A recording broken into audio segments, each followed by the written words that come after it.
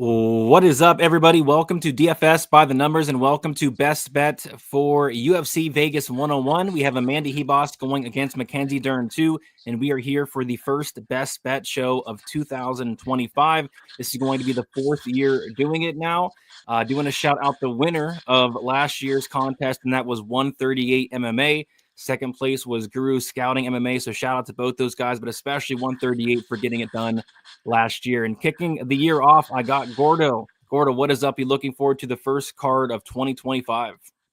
I am, man. You have those holiday breaks, you're excited to relax, but when they're gone, you miss them. And now we got fights back, and I'm ready for them to say the least.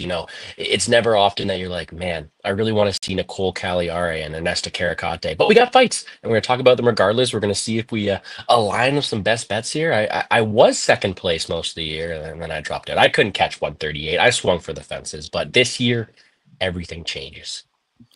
Yep, there's going to be some big changes for sure. So yeah, we have a couple of the same guys on this year, a couple new guys as well. Going to start scheduling these guys, but shout out to Gordo for coming on short notice here. And if you guys are new to the show, basically we are going to put a hypothetical 1-unit bet on 10 of the fights. So for this card specifically, there's 14 fights. So me and Gordo will each get 4 passes. And then we'll do our best bet. And for the best bet, if you hit your best bet, the profit of that is going to double. So those are the kind of the basic rules, and we're going to keep the results throughout the year. And whoever has the most units won at the end of the year wins. Last year was 138. The year before was Blood Money MMA. So yeah, we'll go from there. So I do want to shout out the chat before we get started. Hopefully you guys are looking forward to some fights. We also have some playoff football, some solid playoff football games today going on. We got Elijah first one in the building. Finally fight day. Yes, it is finally here after a couple week break. We got Steven. We got Eric. We got Fernan. What is up? What is up? We got my guy Dixon, the mod of the channel, Violence. Yeah, I think we're going to get some violence in 2025. Enough of this new glove bull crap. We're going back to the old gloves for 2025. We got Kyle in the building. What is up? Action Jackson. We got Elder. We got Ucelis. We got Squeaky in the building. Yitro, DK, what is up, everybody? If you guys could do me a favor, like the video, subscribe to the channel. We go live every Saturday for some best bet. All right. With all that out of the way, we have 14 fights to talk about. Like I said, 4 passes between the two of us. We're going to kick it off with the first fight of the card, and it is Nurilo Aliyev going against Joe Selecki. So since it is the first card of the year, I'm going to take it a little easy. I'm going to be a little conservative, but not here in this matchup, because there's a spot that really sticks out to me, a line that is just, it's off. It's really off to me, and that is Joe Selecki to win by submission at plus 1,600. I literally think that's his money line. I don't see him winning any other method. He's not knocking out really anybody ever. He's not winning a decision here off his back. I think if Joe Selecki's winning, he's winning by submission. And then you take a look at Nurilo Aliyev. What is he going to do? He's going to go out there. He's going to do what he always does, get takedowns within the first minute of the fight. And he's content to kind of stay on top and land some ground and pound throughout the duration of the fight. But that's going to give Joe Selecki opportunities. Joe Selecki is a legit black belt in BJJ. We've seen Nurilo Aliyev put into some bad spots a couple times throughout his career. So, yeah, I think Joe Selecki submission plus 1,600. It's one of those where, does it hit? Maybe, maybe not. But I think at the very least, there's going to be many opportunities for it to hit. There's going to be a couple submission props, a submission attempts attempted. And for that reason, at plus 1,600, that'll be my first bet. Gordo, what are you doing for this fight here? Yeah, that's a great one, honestly. I do think that is kind of reflective of his money line here and what is a guy who's just willing to accept the bottom position here. I actually had this one written down as a pass, but the line's moving around. I am going to play something on this one, and we could both win. We could both be winners and start off the year well. But I just went with the fight doesn't go at plus 225, which is always questionable with a Nurilo Aliyev fight. But I do think when you have a guy like Joe Selecki, a guy who will be throwing up submission attempts, a guy who's won 62% of his fights by submission, who has also lost 40% of his fights by KO, I think there could be violence shown on both sides. And plus 225 for someone who is minus 850 to win the fight, you should expect him to at least dominate from top position or at least throw some violence. And we did see that he does have some decent ground and pound. So to me, let's start the year off with some violence. Let's cheer for something early on. And at plus 225, it's not like we're playing a steep price for two fighters who do have the ability to get finishes. So the fight is a good decision, plus 225 for Gordo. And yeah, I was taking a look at the Aliev decision prop, and like on some books, it's like minus 300, which Yeah. I don't think I've ever seen a decision prop that disgustingly priced ever. So yeah, why not take the contrarian approach and maybe look for some violence here? Could see a Selecki 1-2 sub, could see an Aliev KO 2-3. Selecki doesn't have the best cardio, doesn't have the best durability. So yeah, I think violence isn't the worst look on this fight here.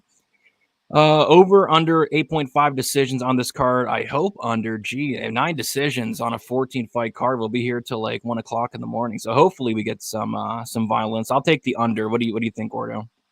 I think under as well, and I'm hoping for under to say the least here. Yeah, I mean, I would certainly hope so. We got Forrest Brady. Let's make some money to kick off 2025. That is the goal. What is up, Captain? What is up, Ryan? All right, let's move on to this next fight. It is going to be Fatima Klein going against Victoria Dudakova. I saw Klein get all the way to minus 1,200 this morning. She's back to minus 1,000, but still the biggest favorite on the entire card. Gordo, what are you doing with this fight here? It is actually what I'm inclined to say is my favorite bet of the entire card. I know you like that one, right? To me, in this one, I'm not a Dudakova guy. I'll admit I backed Estela Nunes against Zubikova. That says a lot. I backed Sam Hughes. And if I'm going to go out there, I'm going to back lesser fighters. Fatima Klein's a legit prospect who took a short notice replacement bout up a weight class against a top 15 girl, Jazz Davicius, and was favored in that matchup. That says how highly people think of her. And I have to agree. Her jiu-jitsu is very, very good. Very good transition, solid wrestling as well. And her hands are coming together as well. Klein has all the tools to be a really good prospect at the UFC, and that line is kind of reflective of it. Dudakova is someone who we've seen put in precarious situations. She's pulled people on top of mounts. She's been taken down by Jin Frey. And if Jin Frey can take it down, I think Klein can as well. And I'm loving this side of the distance line. Plus 225. Again, back-to-back plus 225s. This time for Klein to finish inside the distance. I think she can. It is WMMA, so you never want to see, like too much chalk on it. But you got a minus 1,000 favorite who has a clear submission advantage, in my opinion. Someone who I think is also going to have a good wrestling advantage against Dudakova, who has tired, who has been taken down, who has put in precarious situations. I think Klein put out a statement this week on a full camp in a proper weight class, and I'm on the hype train, to say the least. Yep, I couldn't agree with you anymore. I'm seeing it the exact same way, and I have the exact same best bet here for this fight. It's Fatima Klein inside the distance, plus 225. And yeah, Dudakova, I don't think she has great cardio. I mean, that Sam Hughes fight was a terrible look. She was completely gassed out in the second round, looking up at the clock. Klein, I think she has... Obviously, she's a really good grappler, black belt in BJJ, but she also has some really sneaky ground and pound as well. If she can get on top, get into mount, could see her maybe pound Dudakova out. But I have a feeling, a sneaky suspicion that there's just going to be a big levels difference in the grappling. Dudakova is not a terrible grappler, but I just think Klein's going to be on a whole nother level. Minus 1,000, it is kind of crazy for a WMMA fight, but at the end of the day, I just really struggle to see a path to victory here for Dudakova, and I think Klein wins this fight and wins it inside the distance. And I'm thinking probably later as well. So once Dudakova slows down. So right there with you, Klein inside the distance, plus 225. I don't mind that look whatsoever. Not something to go crazy on. Like you said, it's a strawweight fight, but I think Klein should get her out of there. I'm in Cambodia, 2 a.m. here. Oh my gosh. Wow. So you're gonna stay up for the fights too. It's gonna be a late night. Yeah, the fights start in about an hour and 50 minutes. People saying Dudakova. Klein is so much better. Yeah, I agree, and the line is certainly indicating that. Okay, moving on to the next fight. It is Magomed Gajilasulov going against Bruno Lopez. Looks like some money has came in on Gajilasulov this last 24 hours. He's now a minus 280 favorite. Bruno Lopez sitting as a plus 240 underdog, and this is going to be my first pass of the card here. I mean, I just think this fight's kind of disgusting. I'm not high on either one of these guys. I wanted to fade Gajilasulov so bad, and then I'm watching Bruno Lopez, and I'm like, oh, I just don't see it out of him either. So couldn't be any lower on these guys. Couldn't really be any lower on this fight. So I'm going to take a pass here on this one. Gordo, what are you doing here? Yeah, I'm unfortunately not passing on this one, but I do tend to agree that they're two guys who you probably want to fade in the long term. I mean, you look at a guy in Lopez, his chin's in question. I do think he does slow down a little bit, but he does have some decent combinations in the pocket. He can grapple against low-level competition. Guy just feels a bit different. He is someone who doesn't absorb damage very well, can wrestle if he has to, but he mostly wants to be an outside striker. And he does have a diverse arsenal. He can land power shots. The way I'm seeing this one, though, is although Lopez is someone who I do favor to go forward, his chin is still a liability in my opinion. He does slow down, but I do think he'll push a pace. And I personally bet the fight doesn't go, but I'm not here to give up minus 170. So we're going to shave off a little bit and go fight ends by KO at plus 155 this week. I do think that the most likely outcome is Gaziosvilov is able to find that chin. He does have some pretty sneaky good striking. Not the most volume, but decent striking. And I do think the pace of Lopez is going to allow him to get a few shots off. You add in the fact that Lopez will dig to the body and Gaziosvilov does not absorb damage that well. I do think more times than not a finish materializes, and I'm willing to get some plus 155 on a ends by KO. All right. Gordo taking some violence. I'm taking the pass on this fight. We'll see what happens there. What's up, Low Eyes? Jay, good to see you. Gaji decision or Lopez inside the distance? Maybe. Yeah, the Gaji decision is kind of what I lean, but not enough to put money on it. Death taxes and Magomed by decision. Bruno has devastating power, but is slower. Yeah, he does have some pop. Let's see. Lions beat the Bills in the playoffs. Go Lions. We'll see. Gordo, you're a Bills fan. I'd imagine. Can you tell? I can tell. So there you go. We'll see. All right, let's move on to this next fight. It is Ernesta Carrascote going against Nicole Cagliari. We got Carrascote minus 260. Cagliari is plus 220. I'll kick this one off. Not a ton of interest in this fight, but there is a spot that I kind of like, and it's going to be the Cagliari plus 3.5 point spread at minus 145, which means, of course, she only has to win one round on all three judges' scorecards, and I think that is probably going to be the first round. What worries me about Cagliari is the potential cardio. We don't really know how good or bad her cardio is. We haven't really seen her outside of the first round. At least I haven't since like 2019. So, but I'd imagine it's probably, well, she's going to be at a cardio disadvantage, but I imagine she probably doesn't have, the most incredible cardio in the world. So I think that Cagliari wins the first round. And then after that, I think Carrascote kind of starts to get going type thing. I think it ends up being a close fight, though. I think this fight goes the distance, but I'm going to say Cagliari, that plus 3.5 is kind of really the only thing sticking out. Gordo, what are you doing for this fight here? Dude, I like that. I actually do like some Cagliari. We play some DraftKings against each other. Maybe I'll have some Cagliari in my Ironman. Who knows? Because I do think this line might be a bit wide. Because when they're fresh, I think Cagliari lands more powerful, more impactful shots. I think she can compete. I think she has the ground advantage too. But the way I'm seeing this one is we have ourselves a minus 260, minus 25 favorite whose style is predicated on volume and cardio. She's not a good wrestler. She's not a good power threat. She wants to go out there. She wants to take you down, or sorry, she wants to drown you with volume and look to get you out of there. And if she's going to live up to her price tag, it's going to be because she is separating herself on the volume, using her 7-inch reach advantage. So even though I love Cagliari, I will be playing her in DraftKings. I got to go with what I see to be a decent win condition for Carrascote, and that's her round 3 prop. Plus 1,400, she is someone who is going to look to separate herself on the cardio, on the volume. And if Cagliari's cardio is as big of a concern as we make it out to be, Carrascote will push the pace. She will look to get you out of there later, and she has proven volume and cardio in that third round. So plus 1,400 for someone who's, I think, going to have her best success in the later rounds. Something I'm going to have to take, even though I do like myself some Cagliari. I do think Carrascote's best path to living up to her price tag is later success, and that is a wide line for someone who we don't really know how her cardio is.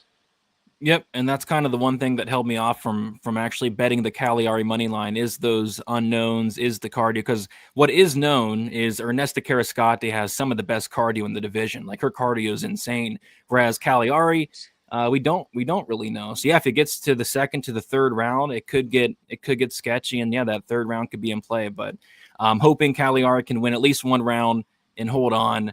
But yeah, we'll see. Go Ravens. Yeah, a good Ravens game today. I bet the more than 1.5 takedowns, I'm guessing, for Cagliari. And yeah, if she wants takedowns, she's getting them. Carrascote cannot stuff a takedown whatsoever. We got Adam Baum. What's good, guys? Let's get this money. Let's get it. Elder saying Ernesta got this. And I also might be looking at a Ernesta live bet type situation because I think I'm pretty sure that Cagliari is going to win this first round, right?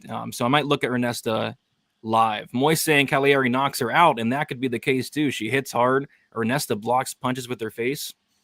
Don't mind that. Mighty saying the sub plus 700, 100%. Yeah, 100% finish rate. We don't see that too often in WMMA. David saying line is a bit wide, but Kara survived Barbosa. That is true. Barbosa is a legit black belt. Lost a really close fight. Cagliari, proving spot. Kara, round 3 is a good line. Yep, I'd agree. I'd agree. Carmi and Cagliari. I'm with you, Gordo. I think we might be on Cagliari on DraftKings together. We'll see. All right, moving on to the next fight. It is Jacoby Smith going against Preston Parsons. We have Jacoby Smith now as a minus 650 favorite. He actually opened up minus 210. Nothing but Jacoby Smith love. Preston Parsons opened up plus 180. He's currently plus 475. Gordo, I'll kick it to you. What are you doing for this fight here? First of all, let's say I love me some Jacoby Smith. I know we actually both do Daniel Contender Series content, but going back and watching that last season, he was one of my favorite prospects off of it. I do think he's got some good success, that good D1 wrestling background. It's an interesting fight. I do like to favor someone like Smith here. I do think he is going to be a problem here in the UFC. But I was really contemplating how to play this one. I honestly should pass. But let's go with the Smith by decision line. Again, not really what you want to hear from someone who I'm saying, yeah, this guy's a real deal, but he's going to take Preston Parsons to decision. Is the style that they bring. Like, Jacoby Smith is not a phenomenal submission grappler. He likes to keep you out of there, particularly by KO or ground and pound. And although we have seen Parsons knocked out, he typically is able to stay pretty safe from bottom positions, typically able to work. And his whole style is on activity and pressure. And I do think, although Jacoby Smith's a more physical athlete, although he has more ability to win the wrestling exchanges, I'm going to put some stock into Parsons being able to survive here. And Smith just looked dominant in the wrestling and striking exchanges. So plus 250 for someone who lacks the submission ability to get a lot of people out of there, in my opinion, I do think could go the distance, and we'll take a shot on a minus 600 favorite to win by decision. Yeah, if I had another pass, I'd probably use it here. I ended up staying away from this fight. But for the show, I'm going to go with Jacoby Smith to win in rounds 1 or rounds 2 at plus 115. Kind of how I'm seeing the fight is I could see a decision, but I just think Jacoby Smith is going to beat the brakes off of Parsons, whether it's on the feet, whether it's with that ground and pound. I think he's going to really, really hurt Preston Parsons. But to your point, and the reason I didn't put anything on this is because I could see Jacoby Smith just raining down ground and pound the entire fight. Parsons doing just enough. Jason Herzog's in there, not stopping the fight. And we could see Jacoby Smith like 30-25, 30-26 performance here. I do think it's going to be very dominant. Whether or not he gets the finish, we'll see. But I'll say he will get the finish. I'll say he will get the knockout. I'll say Mark Smith's in there. He's raining down ground and pound, and Mark Smith calls it off. So give me Jacoby Smith round 1, round 2. I think this guy is devastating ground and pound, and I did not like what I saw from Parsons when Giles got on top of him at the end of the second. It looked like if there's a little bit more time, Giles might even finish Parsons with that ground and pound. So give me Smith round 1, round 2, but it's not something I'm completely in love with, and I could see Herzog destroying this one. We got Call Me Husker saying, "Oi, what is up? What is up? Smith is so good, future top." Yeah, I think Smith's the real deal. Gordo thinking the same thing, and I think it's a really good matchup for him here. The question is, though, how does he get it done? Is it a decision? Is it a finish? That's kind of where I'm struggling with and kind of why I'm staying away from the fight. The rule with WMA is to bet on the more masculine fighter, but they're both kind of cute decisions. So you're talking about the Karascott Cagliari fight? Yeah, or the Dern, even the Dern Ribas fight. Love that round 1, round 2 inside the distance. Smith is too much of a Chad for Parsons. I think it's going to be live, but I think it's going to come down to whether or not the ref stops the fight or not. Because if it's Herzog, Herzog's not stopping the fight. You know Herzog has that over. But if it's like a Tyone or a Mark Smith, the fight's probably getting stopped, like a mercy stoppage. Smith ground and pound, but sub defense unknown, and Parsons has attempted in 5 fights, plus 1,400 on Bovada for the... Yeah, Parsons, what I will say is Parsons has attempted 1 million subs in the UFC. I think he's gotten maybe 1 official submission win in the UFC, but yeah, he attempts a ton. Do you think going back to the old gloves will bring back a higher KO rate this year? 100,000 million%. Yes. 100%. Live bet the ref. Yeah. Let me see who's reffing this fight. If it's Herzog, I'm taking the over. If it's like a Mark Smith, I'm taking the under. A DQ is live. Jacoby is a dirty fighter. Some boys liking I wish you could bet DQ, but I don't think they'll let you. I think you have to go with the KO/TKO/DQ. But there are some times I want to bet DQ against like Priscilla Cachoeira. She's always fouling. She's dirty. So we'll see.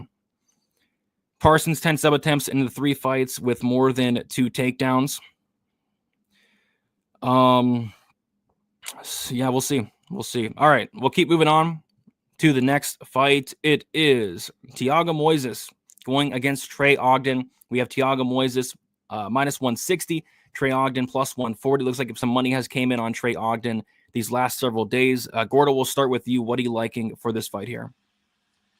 Couple things I'm contemplating. I'm depending or deciding if I want to stick with the plus money train and chase something, but I think I'm just going to stick with the Thiago Moises money line here at minus 161. Not the prettiest play, to be honest, but he does seem to excel when he gets these steps out of competition. You look at his losses, and he's getting outpowered by Makachev, Joel Alvarez, and larger fighters out here, right? Whereas he's still someone who, when he gets that step down in competition, we know he is a phenomenal scrambler. He's got great back takes. He wins a lot of optics with his striking from the outside as well. I think he has more paths here. Trey Ogden is a meat and potato type of fighter, a wrestler who's been submitted at a lot of his losses here as well. I just think Moises has more paths here to get done, and I am very tempted to take the Moises' subline at plus 500, but I do think he is very live to also just win a decision in this spot here. I do think he gets it done. All right, taking the Moises money line. It looks like best price. What do you get? The minus 162, or do you see something better?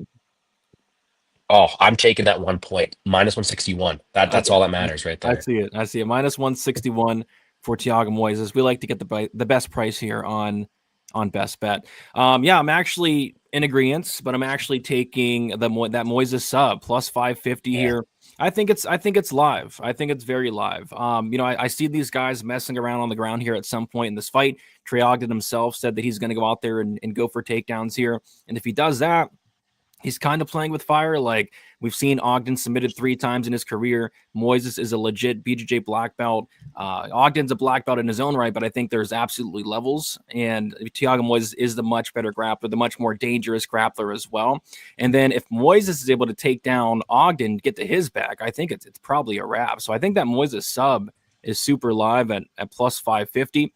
What I also will say is if you're on the Ogden side, I think Ogden by decision is a very good look as well. I think it's plus 260. I think that's his win condition. I don't see him really finishing anybody in the UFC. And I could see a scenario where the striking, it's competitive. Ogden gets takedowns, stays safe, makes it a boring fight. But I'll say Moises gets that sub, and it's plus 550. I don't mind that whatsoever. Moises win without 2 takedowns, and I'm cooked. So you need Moises to win and get 2 takedowns. We'll see. We'll see. Ogden by long and boring decision. Hashtag snoozefest, a.k.a. wrestling exhibition, too technical. Yeah, Ogden's fights suck. Trey Ogden's fights, they just suck. They're awful. I can't remember the last exciting. Can you remember the last exciting Trey Ogden fight, Gordo? He did get a finish that wasn't really called a finish once. Yeah, but it was a no contest. Even that fight, it was. Yeah, that was his most exciting fight, but it wasn't that exciting still. It's a low bar. Yeah. Yeah, but he's had some stinkers, man. I mean, the Bahamondes fight, the Levitt fight was awful. The Holubov fight, it was just terrible. The Rajabov fight, just awful. Trey Ogden, his fights just completely suck. So yeah, if you like Ogden by decision is a solid look. Yeah, Ogden decision, Moises sub, depending on the line, that could be a solid look. Is Ponzinibbio or Harris better for DFS? For me, I'm completely split on that fight. I think somebody potentially gets served. I think it's an interesting one to target, but I don't have a strong take on Ponzi or Harris. I think they're both kind of washed, but we'll talk about that fight more in a little bit. Moises wins. There's levels, and Ogden isn't there. Ogden's been looking good lately, but I would tend to agree. I think Moises is better. Okay. Let's see. If Ogden loses and he lands 2 takedowns, though, so you need Moises to win or Ogden to win or to land 2 takedowns. Yeah, I think that's not bad. That's not bad. I hope Ogden gets his ass put to sleep. Really dislike watching the guy. Yeah, I'm right there with you. I hope he gets put to sleep via submission, though. All right. Yes, absolutely. All right, we'll keep moving on to this next fight. It is Marco Tulio going against Ihor Peteria. We have Marco Tulio sitting as a minus 450 favorite, and Ihor Peteria sitting at plus 350. And I'll kick this one off. Yeah, I think Tulio wins. Pretty confident Tulio wins. I'm just not sure how he wins. I think he could win by any method, to be honest. I think he could knock out Peteria, although Peteria has shown pretty solid chin, honestly, in the UFC. He has been knocked out 3-4 times. I think Tulio could even take him down, maybe find a submission. And I also could even see this fight somehow, some way going 15 minutes. We've seen some Peteria fights go to decision. The Breachak fight, the fight doesn't go to decision, was minus 1,000 there. He somehow took Cesar Almeida to decision as well. So I could see maybe a Tulio decision. But for me, I'm just going to go with the over 1.5 rounds here, minus 130. I think this fight gets extended. Tulio's kind of a slow starter, and I think that Peteria is tough enough to at least last 7.5 minutes. And then after that, I don't care what happens. He probably slows down and gets finished late. But yeah, give me the over 1.5. Going to sweat 7.5 here. Gordo, what are you doing for this fight? Yeah, I've been fading Poterier for a while. I'm not the biggest fan of him. However, wide price tag, as you mentioned, a wide array of options that could happen in this fight. This will be my first pass. Yep, nothing wrong with passing on this one here. So I'm going to Tulio over 1.5 rounds at minus 130, and Gordo is finally using a pass. Finally using a pass. There you go. We got Glimbot in the building. What is up, Glimbot? Good to see you. Best of luck today. Austin Bashi plus Roman Kopylov. We'll talk about both those fights. Real Fight Picks liking the over 1.5. Yeah, I don't mind it. You know, I think Ihor is not that great, but I think he is at the very least. He's tough and durable, and so we'll see. I'm thinking like a late finish probably for Tulio. Let's see. It's Ihor's last fight in the UFC. Tulio KOs him hard. Yeah, I do think it's unfortunately Peteria's last fight in the UFC, especially after missing weight, right? I think he's like 1-4 in his last 5 fights. So yeah, I think the Ihor Peteria experience comes to an end. Peteria round 3 lines are insane and hard to get to Tulio when the main point of view is a bonk. Line was plus 105 for the over 1.5 earlier this week and got on it. Yeah, I saw it as well. I think it was even like open plus 120, that over 1.5. And I sat there, didn't hit it, and it's gotten hammered throughout the week. At least, but yeah, I'd rather have Peteria in the UFC than Trey Ogden. At least Peteria goes in there and puts on exciting fights. Sometimes and dance moves. Yeah, dance moves. I don't see Trey Ogden dancing in there. I don't see Trey Ogden busting any dance moves. So yeah, I like Peteria. I'd give him another shot. But yeah, we'll see. Okay, Pat the Vidger, I got you. And we got Blomdog. Hey everyone, happy fight day. Let's go. Let's get it. We got some fights today. All right, we'll keep moving on. We have Jose Johnson going against Felipe Bunes. We got Jose Johnson minus 151. Felipe Bunes plus 131. Looks like some money has came in on Felipe Bunes these last 24 hours. He actually opened up plus 210. Gordo, we'll kick it to you. What are you liking for this exciting flyweight fight?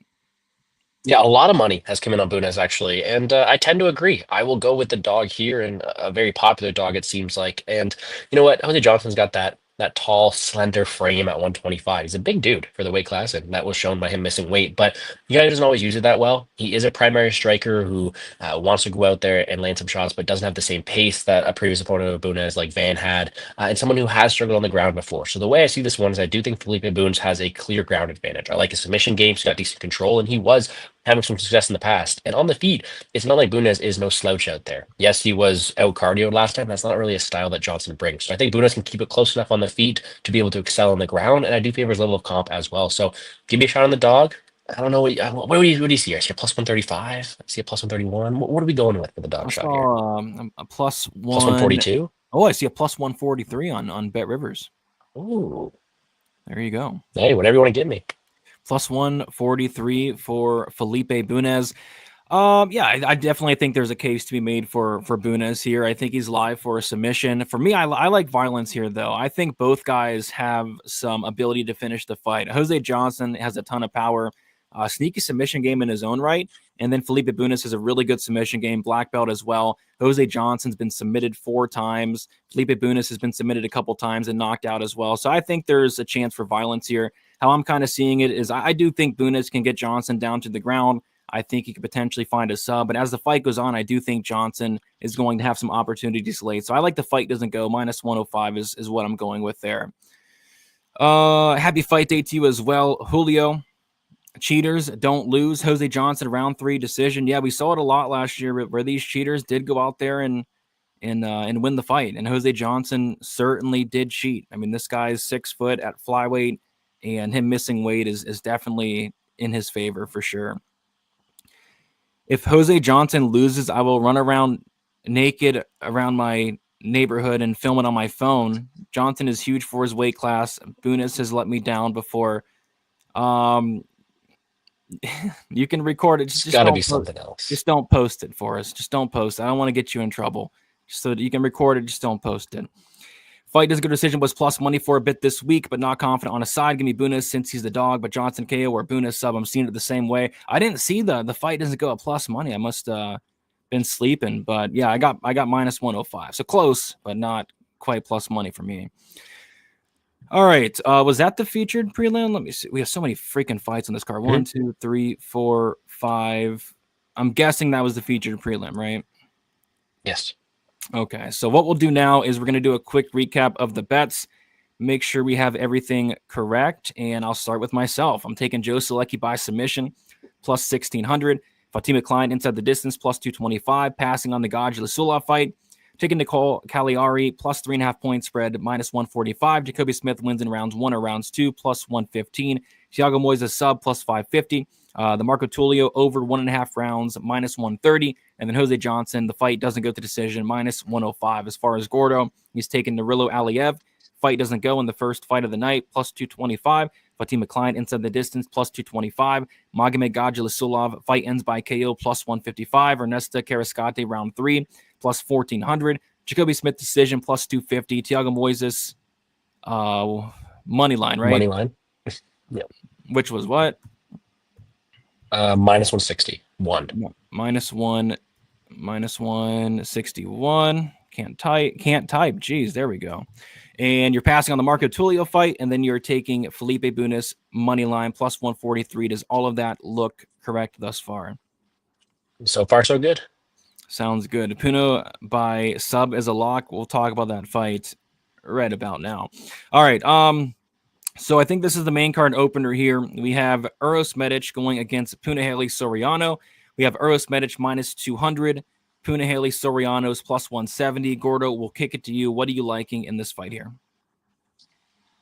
Well, personally, as a fighter, I do like me some Punahele Soriano. Maybe something about those Hawaiians, I like me some Max Holloway. I lost a lot of money on Maki Patolo. But in this spot here, I think there's a lot of possibility of outcomes. I think early Soriano's usually explosive, but as the fight goes on, I have to favor the volume and minute winning opportunities of Medic. So give me my second pass on this one right here. And I will be joining you. I don't know what to do with this fight. I mean, I don't know what to do with it because, I think we might be, as a whole, including myself, maybe overrating Soriano's performance against Baeza. Like, is he all of a sudden this cardio machine, Merab Dvalishvili type wrestler who's going to take you down and land 300 strikes without gassing?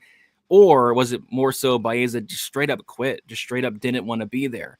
And as the weeks went on, I'm kind of leaning towards that. I think Medic is going to want to be there. Medic is going to try to get up. I think Medic is going to cause a little bit more resistance. So although I do think Puna is a live dog, I do think he has a path here. I just can't trust him, and I can't trust him to go out there and implement that game plan either. So I ended up passing on this fight, and I'm going to be passing on it for the show. But for DraftKings, I did play, both sides here. I think both sides have some serious upside, whether it's a Medic KO, whether it's a Puna. I mean, Puna put up 170 his last fight, but yeah, Puna as a cheap dog is something I don't mind from a DraftKings perspective. But from a betting perspective, I ended up just staying away. Uros by KO is a lock. Puna by subs a lock. Somebody's wrong here. I mean, they both can't be locks. I mean, I'm not the smartest guy in the world. I went to graduated high school. I graduated college, Penn State, but not the smartest guy in the world. But what I do know is they both can't be locks, right? Right, Gordo? No, just can't. So something. It's a lock that they're not locks.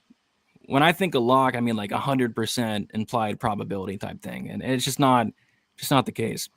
I think Jose Johnson is the best GPP play in large field. Everyone's playing Medic and no one's clicking Jose. I don't mind Jose. I think Jose has some upside. Skinny Puna is a mythical creature. We'll see. Was that Miguel Baeza performance a one-off, or is he actually a mythical creature? Or I think we're going to have to see.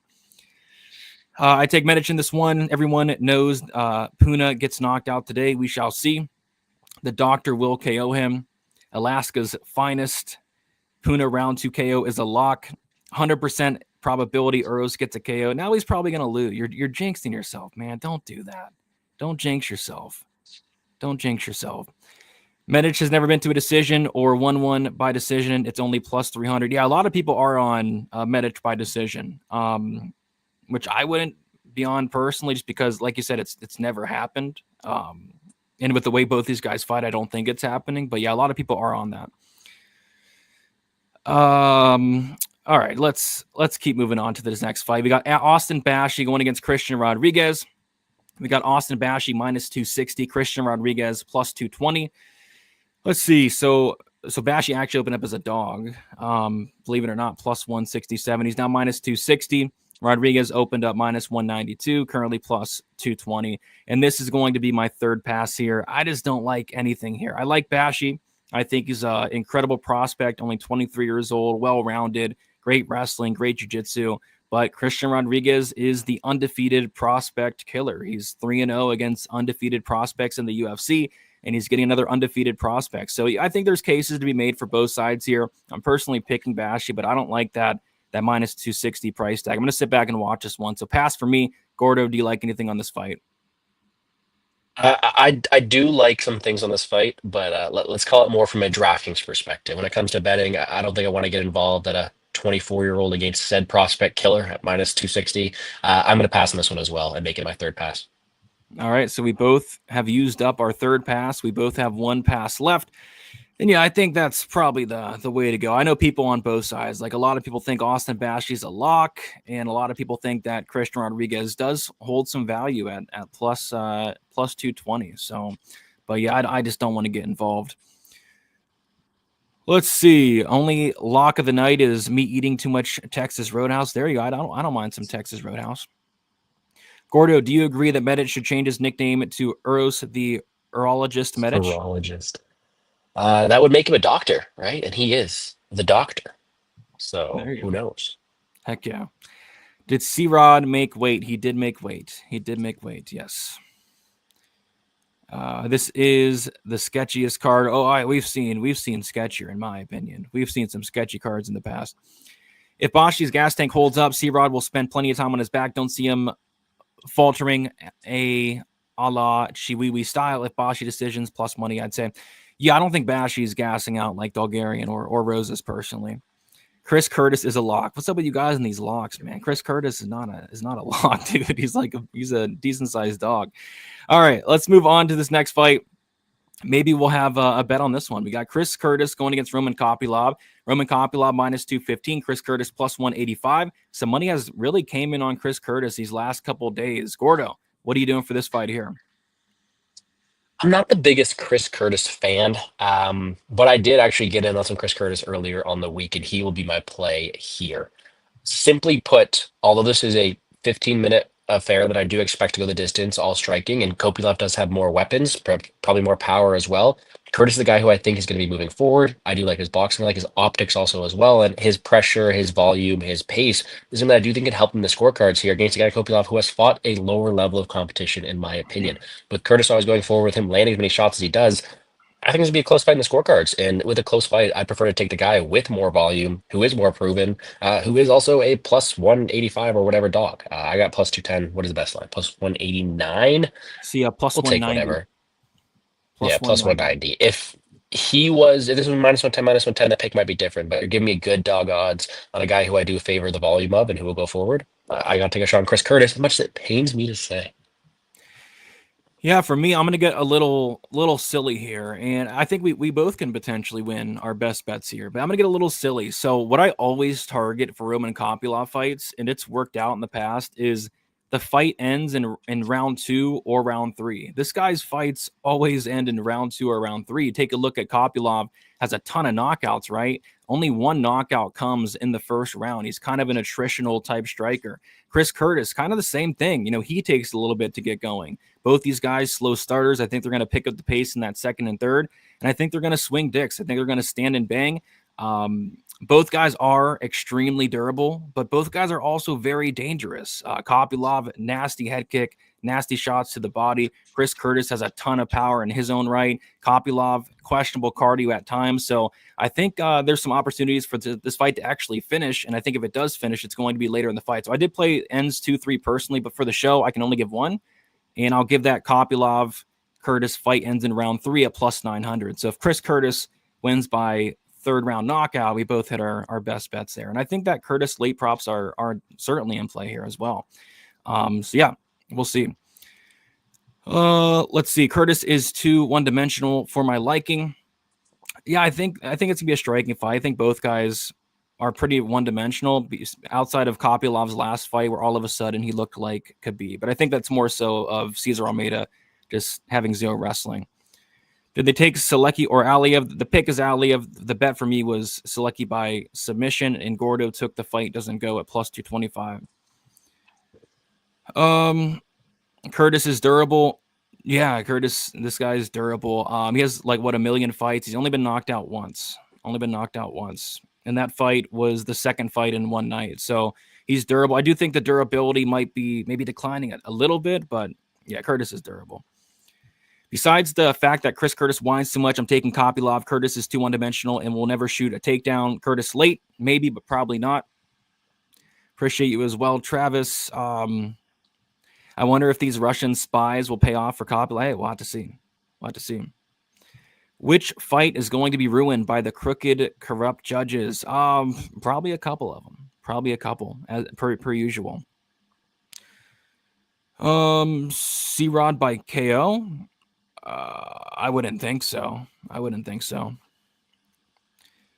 All sketchy fights. Some are. All right. So we have, let's see, 3 fights left. We have Cesar Almeida going against Abdulrazak Al-Hassan.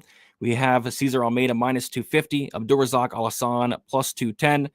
And for me, there is a spot I don't mind here. I did take a small sprinkle on something, but there are some other spots I like more in this co-main and main. So I'm going to end up using my 4th and final pass on this one. It's a tricky fight. I actually think there's a lot of ways for Abdulrazak Al-Hassan to win as a big underdog, but like I said, I do like something else in the co-main and main just a little bit better. So Gordo, what are you liking in this fight here?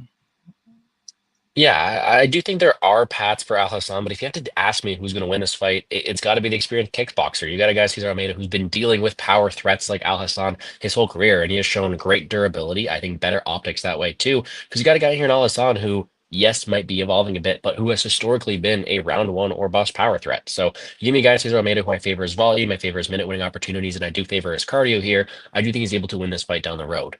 However, am I playing a minus 250 outright? No, I got to find a way to find a little bit more juice. And you know what? Almeida's had some struggles getting knockouts in the UFC. So give me Almeida and round 2 to start at minus 125 on Bovada right now. I think if he's going to win, it's probably coming later with the cardio of Alisson or maybe by decision here, but I do think he gets it done. Yep, I don't mind that. I also don't mind the over, although the over minus 170. I think it's crazy saying like an over an Al-Hassan fight, but yeah, I think this fight goes over, goes late, and maybe even goes the distance as well. Judges will give Dern a decision if she wins 2 rounds. Stacking the main event in cash, for me, I think it's a solid look for sure. I didn't personally because there's a lot of underdogs I do like, so didn't get there, but yeah, I don't mind the stack. Brady and Gordon, you both made my day with elite breakdowns on these fights. Appreciate you for us. You made our days as well, being here and hanging out. Almeida loves the foul. That he does. Almeida in round 2 to start very nice. Yeah, I think it's a great way to get his price tag down. That's for sure. Okay, we'll keep moving on to the co-main event. It is Santiago Ponzinibbio going against Carlston Harris. We got Ponzi is now minus 136, Harris plus 116. Money has came in on Ponzinibbio all week. He's currently a minus 136 favorite. Gordo, we'll start with you here on this co-main event. What are you doing for this one? I'm struggling. That's what I'm doing. No, I think it's a close one, and I completely understand anyone taking either side in this one. I think that the better minute winner and outside striker is Ponzinibbio, and I could very well see him having later success. I think the unorthodox style of Harris could allow for potentially a finish to materialize as well. The way I ended up targeting this one, though, was going to take Carlson Harris finish only at plus 105. And I completely understand there's risk to this. He has been knocked out. Ponzinibbio does have power. But I think if I'm going to look at this fight and see if this fight is to finish 100% of the time, who is more likely to get finished? I have to go with Ponzinibbio. I just think Harris has more paths. I think Harris throws orthodox strikes that could land him with a knockout. I think he's got a good front headlock series as well. And I think if you give me gun to my head, who do I think gets finished more often? I think Ponzinibbio gets finished more often. So that's the way I end up playing this one. If Ponzinibbio wins the decision, which is a very likely outcome, in my opinion, then I get my money back. So that's the way I'm targeting this one, plus 105 on Bovada. Carlston Harris finish only plus 105 for me. I do like violence here. For me, like in terms of picking a side, I don't know. I don't trust either of these guys at this point of their career. I think Ponzi's chin is completely dust at this point. He's like 38 years old. Used to be very durable. Like at one point, this guy had only been knocked out like once his entire career, but he's had some injuries, some layoffs, and now all of a sudden he's getting dropped by guys like Alex Morono. So yeah, I think the chin of Ponzi is not great at this point. And I also think the chin of Harris has really never been great, but now he's 37 himself. He just got knocked out brutally in his last fight. So I kind of question the chin of Harris as well. So I think both guys can get knocked out. And then obviously Harris has the submission upside, has great front choke series, and could see maybe like a club and sub or something like that. So not confident in who wins this fight, but what I do like is violence. I think somebody has a good chance of getting served in this one. Both guys getting up there in age, both guys lacking that durability. I don't mind some violence here. Let's see what we got in the chat here. What's up, fellas? I like sprinkles on Alassane by decision plus 1,000. I like it as well. I think the fight could potentially go to decision. It could potentially be close too. Alassane has found the fountain of youth. Do you guys think Fatima Klein is going under 1.5? I think it goes over, and I think it's a late finish personally. Gordo, what do you think about the over under 1.5? I would tend to agree, especially when with strawweight fights, they tend to build as the fight goes on, and Dudakova is someone who does tire late. However, I wouldn't be surprised. I wouldn't bet on it to go under, but if it did, it's not like it would shock me because I do think there is a clear skill disparity. Yeah, I do think there is as well, and the line certainly does indicate that. Dirty saying, I have no faith in Ponzi or Harris to bet this one. Right there with you. I have no faith in either one of these guys. So I'm not touching a money line here. All right, so that's that. We'll move on to the main event. Before we do so, we have 450 of you guys watching. If you guys could, smash the like button, subscribe to the channel. Go check out Gordo, Plays and Fades Sports. He does content every single week. And yeah, we're going to be here every Saturday, 2 hours prior to the prelims. We have fights kicking off in about an hour and 12 minutes. And you're looking forward to fights being back in 2025. All right, so main event real quick, though. Missed the Medic fight. Where do we go there? Puna has a bad gas. I think we both passed on that fight, right? We did. Yeah. Yeah, I want nothing to do with that fight, Maddie, to be honest. So I'm going to sit back and watch that one. But yeah, we'll see. So yeah, main event here. We have Amanda Ribas going against Mackenzie Dern. Amanda Ribas, a minus 190 favorite. Mackenzie Dern is a plus 165 underdog. The second time these fighters are meeting up. Gordo, we'll start with you. What are you liking for the main event? I don't think it matters what I like. I got to pass on this one. My fourth and final pass here. Last time they fight, the line was flipped. It was Dern minus 185, and Ribas was able to show that she is the better striker, is a better minute winner in that one, and was able to win that spot here. And although I do favor Ribas again in her minute winning ability, Dern is dangerous. I think there could be a variety of outcomes in this fight here. So I'm going to pass. I'm going to play both girls on DraftKings with a 5-rounder here, but not a spot I want too much of my money on. And for that reason, is my fourth and final pass. Yep, I agree. Don't really have a ton of interest in this fight from a betting perspective, but for the show, like there is a spot that kind of caught my eye, and that is the fight ends by knockout at plus 390. The fight doesn't go to decision is plus 155. Both girls have great jiu-jitsu. I think both fighters can stay safe on the mat in that aspect of things, but both fighters are pretty chinny. I mean, Mackenzie Dern's been knocked down, I think, like 8 or 9 times in the UFC. Ribas is one of the chinniest female fighters on the entire roster. I think at plus 390, there could be a chance somebody gets knocked out here. Both fighters do throw with power. Both fighters hittable, especially Mackenzie Dern. So yeah, I don't mind that that fight ends by KO at plus 390.